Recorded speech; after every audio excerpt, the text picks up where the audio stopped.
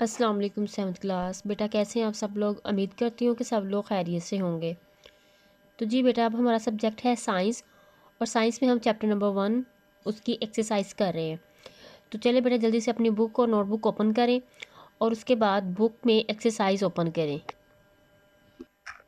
Page number 16 पे बेटा हमारे पास एक्सरसाइज है और एक्सरसाइज में जैसे कि आप सबको पता है हम लोग इसका कर रहे थे क्वेश्चन नंबर 1.3 डिफ्रेंशिएट बिटवीन।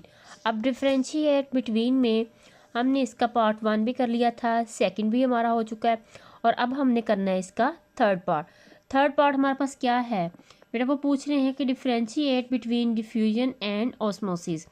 अब हमने चैप्टर में इसको बहुत अच्छे से किया है, तो मज़ीद इसको हम अब फिर देख लेते हैं कि ये डिफ्यूजन और ऑस्मोसिस हमारे पास क्या है और इनका क्या प्रोसेस है। ठीक है, तो इसके लिए हम पीछे अपने टॉपिक पे चलते हैं। आप लोग भी बेटा जल्दी से अपने टॉपिक पे आ जाएं ताकि हम इसको थोड़ा सा मज़ीद और क्लियर कर सकें। जी 7th क्लास, तो ये देखें बेटा हमारे पास आ गया पेज नंबर 7। उसमें हमारे पास ये टॉपिक आ रहा है, मेन टॉपिक है conduction of water and dissolved minerals. इसमें हमारे पास सबसे पहले उन्होंने हमें डिफ्यूजन के बारे में बताया हुआ है, क्योंकि हमारे पास जो क्वेश्चन था हमारा वो था differentiate between diffusion and osmosis, यानी कि डिफ्यूजन क्या होती है और उसके बाद ऑस्मोसिस क्या होती है। डिफ्यूजन को वो बता रहे हैं movement of material particles from the area where they are move, यानी कि किसी भी पार्टिकल्स की, कोई भी मटेरियल है उनके जो पार्टिकल है उनकी जो हरकत होगी कहाँ से, फ्रॉम द एरिया उस जगह से, वेयर दे आर मोर जहाँ पे वो ज़्यादा होंगे, कहाँ तक, टू द एरिया उस जगह तक या वहाँ तक, वेयर दे आर लेस जहाँ पे वो कम होगा। ठीक है, यानी कि ज़्यादा जगह से कम की तरफ उन्होंने मूव करना है। Is called diffusion. तो इसे हम क्या कहते हैं? डिफ्यूजन, यानी कि ऐसे मालिक्यूल्स या ऐसे ज़रात, मादे ज़रात जो ज़्यादा जगह से कम जगह की तरफ हरकत करें उसको हम क्या कहते हैं? डिफ्यूजन कहते हैं।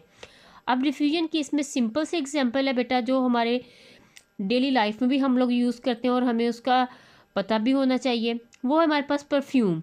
अब देखें कि परफ्यूम है वो ज़्यादा जगह से आहिस्ता आहिस्ता कम की तरफ मूव करता है। कैसे? हम परफ्यूम को स्प्रे करें थोड़ा सा, अगर उसे हम पुश दबाते हैं तो उसके रिस्पॉन्स में क्या होता है कि उसकी जो खुशबू है वो आहिस्ता आहिस्ता हर रूम के हर कोने में, हर रूम में, हर जगह पे वो फैल जाती है। ठीक है, इसे हम क्या कहते हैं? डिफ्यूजन। उसके बाद आ जाते हैं, हमारे पास सेकंड टॉपिक था हमारा क्या? ऑस्मोसिस।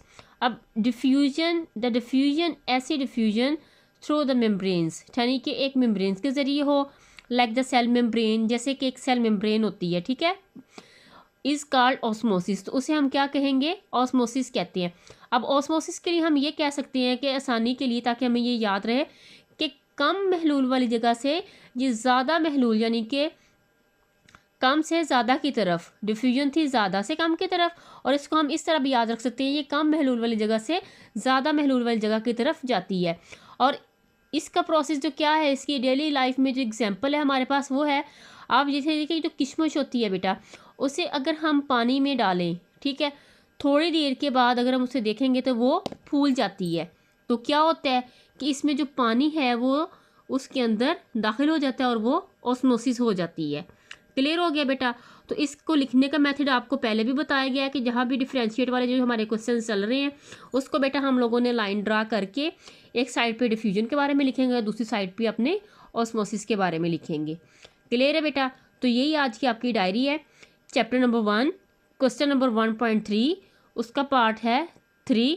ठीक है, और वो क्या है? Differentiate between diffusion and osmosis.